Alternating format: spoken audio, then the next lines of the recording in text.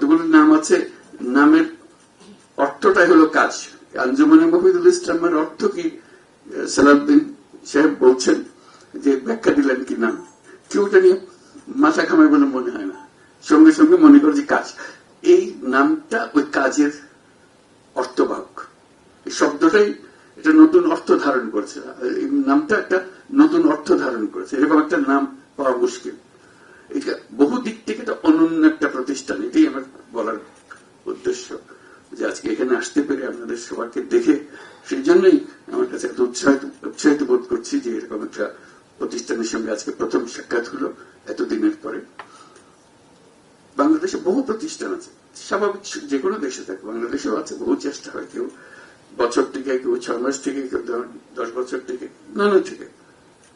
এত দীর্ঘমেয়াদী একটা প্রতিষ্ঠান টিকে আছে শুধু নয়, এটা মজবুত আছে এবং বড় রকম ভাবে শক্তভাবে কার্যক্রম পরিচালনা করছে, নানা দিকে ছড়িয়ে যাচ্ছে।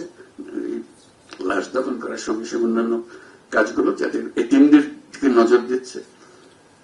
এটা অবাক কেন? এরকম আরো প্রতিষ্ঠান খুঁজে পাওয়া যায় কিনা, পুরা উপমহাদেশে এরকম দৃষ্টান্ত আছে কিনা আমার জানা নেই। কাজেই সে একটা অনন্য প্রতিষ্ঠান হিসেবে যে এত বছর ধরে সেবা চালিয়ে যাচ্ছে, কোনদিন এটা নিয়ে কোনো খবর কাগজে প্রকাশিত হয় না।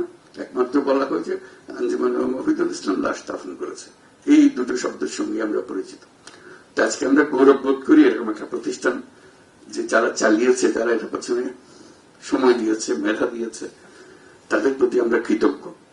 এবং এটা আরো বহু দিকে এটার কর্মসূচি সম্প্রসারিত